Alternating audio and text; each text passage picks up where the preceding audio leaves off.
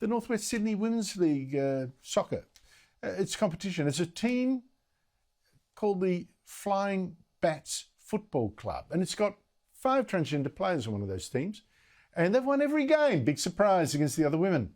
Frank Parisi, president of the St Patrick's Football Club, says there's also a safety issue here, and he's lost a couple of dozen of his female players since one of them had a leg broken in a tackle. A couple of years ago, one of the Flying Bats players broke one of our players' legs in a game. I've lost 24 players. Okay. And that's as a direct result, and they've all said to me, Frank, we do not want to play against the Bats players. Joining me is the panel, Federal Liberal MP Garth Hamilton and Evelyn Ray, Sky News contributor, regular commentator on this show. You know, Garth, is it really inclusive to field players born male in a women's competition if that means other women won't play out of fear? Look, I don't think it is inclusive. I'm not sure inclusivity is the key point here. We all talk about how important it has been to get women's participation in sport up. I remember when the Prime Minister was going to give us a public holiday because the Matildas were doing so well. He's silent on this issue though. When we've got a direct threat to women's participation, we just heard there 24 players pulling out because they don't want to compete against biological males in their competition.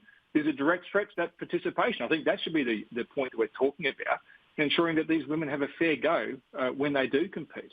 I don't think that's an unreasonable position to take. I think Claire Chandler deserves a shout-out here, if you don't mind, Andrew.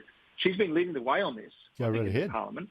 And look, her bill trying to give clubs and trying to give sporting organisations legal protection just so that if they want to have women's-only sport, and I am saying women's-only, not biological women or however we have to politically correct put that now, if you want to have women's-only sport, that you would get legal protection to do so. That's a sensible conversation that Senator Chandler's been leading, and I think we need to have more of that conversation in light of what's happening here. Evelyn Ray?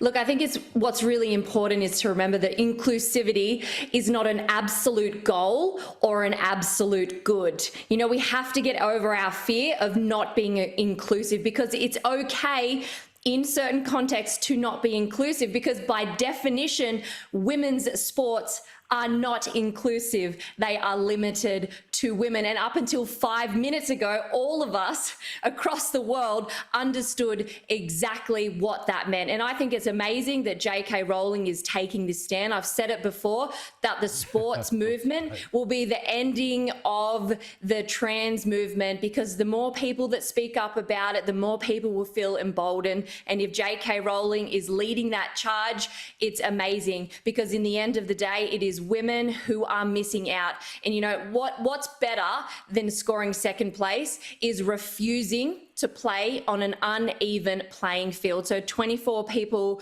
dropping out, we all have to do it. Us women have to do it. It's a sacrifice, but in the end, women will win if we all stand up together and take a stand.